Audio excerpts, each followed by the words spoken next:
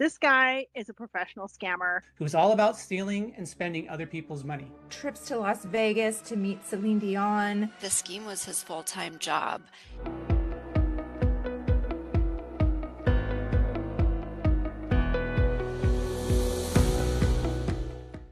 Hello and welcome to Real-Life Regulators Talk Back, a web show that recaps previous NASAA Real-Life Regulators podcast episodes, where we aim to educate investors by talking about real fraud cases. I'm Jeremy Lushene, Education and Outreach Specialist with the Washington State Department of Financial Institutions. And I'm Lynn Peters, Director of Communications, Financial Education, and Outreach with the Washington State Department of Financial Institutions. I'm Chelsea Siler, Manager of Investor Education and Engagement at the British Columbia Securities Commission.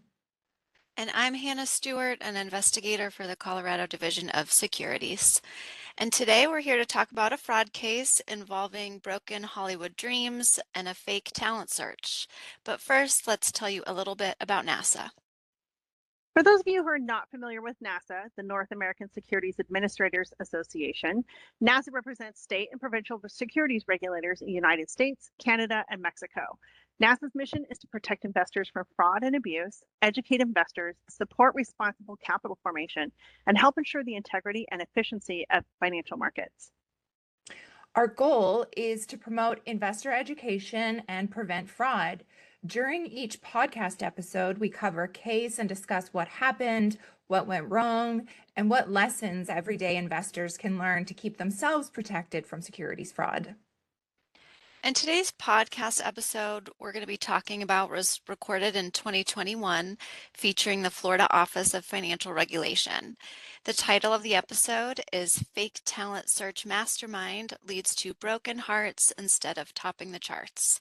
The link to the episode is below, or you can search in your podcast app, and we hope that you listen to it. Our guest on the podcast talks about a 1991 Danny DeVito movie called Other People's Money. And that's a great place to start because this case focuses on a scam artist named Scott Campbell, who is all about stealing and spending other people's money.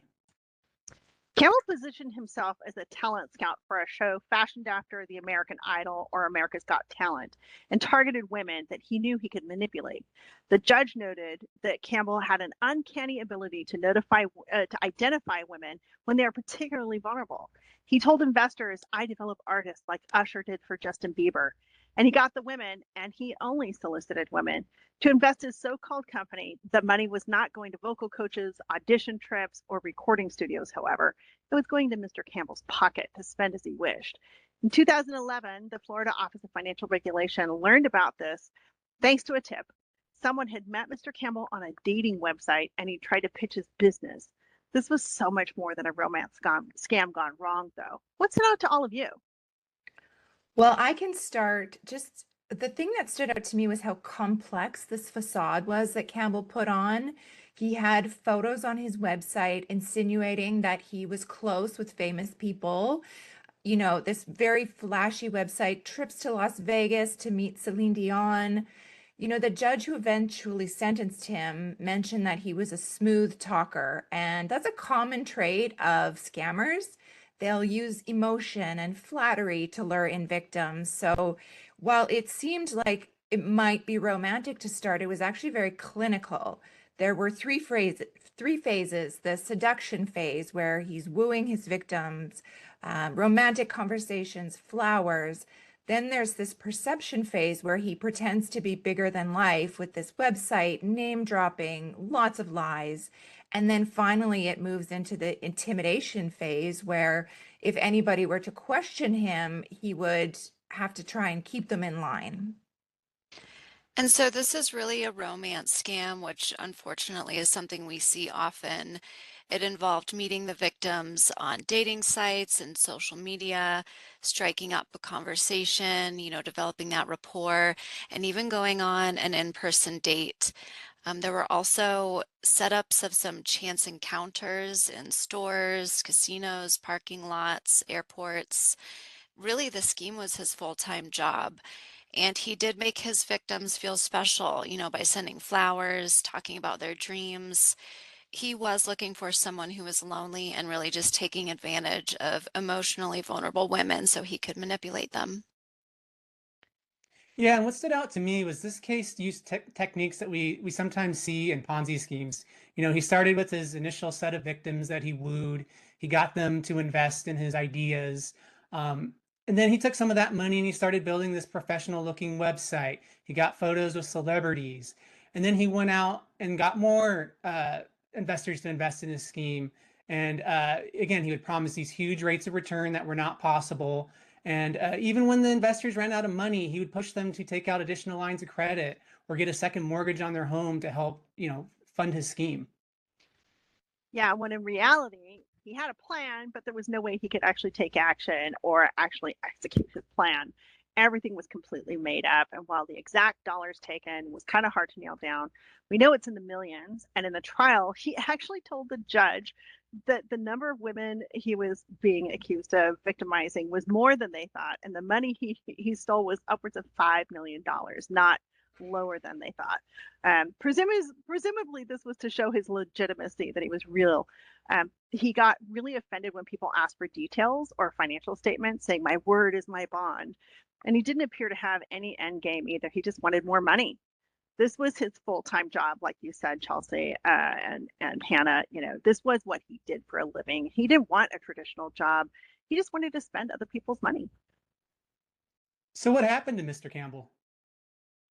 Well, he was sentenced to jail and he was ordered to repay victims. Although, unfortunately, what we see with these scams is a lot of times the money is gone. So there is a chance that the victims will get their money back, but there's also a chance that they may never see that money again. So just keep an eye out for yourselves out there, but also think about the other people in your life. Share these stories with them. I know there's embarrassment and shame when it comes to these types of cases, but when we hide these stories, we really do hide that ability to educate other investors. And of course, new relationships can feel exciting, but you should definitely keep those red flags in mind and don't ignore a gut feeling. Yeah, if your questions aren't getting answered in a language that you understand, walk away. This guy is a professional scammer. If someone is like this, is asking you about your financial situation and retirement plans while you're out on a date, especially a first date, beware. Know that these are warning signs, and then report your suspicions. Call your local regulator. NASAA has an investor advisory about relationship investment scams where you can review the warning signs, and we'll link to that below. Well, thank you all for tuning in to Real Life Regulators Talk Back. And please don't forget about previous Talk Back episodes where we help investors learn about real fraud cases. Being an informed investor means having a plan and fully understanding all of your investments. NASAA and its members provide investor education and information for investors of all ages. Go to NASA.org, that's NASAA.org, and click Contact Your Regulator to find the regulator in your jurisdiction and learn more. And if you have any questions about today's episode or would like more information about the topics we discussed, you can email us at realliferegulators@gmail.com.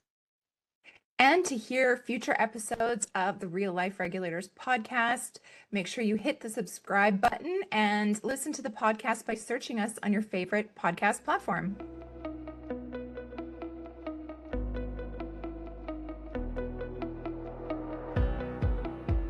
NASAA provides this information as a service to investors. It is neither a legal interpretation nor an indication of a policy position by NASAA or any of its members, the individual state regulators.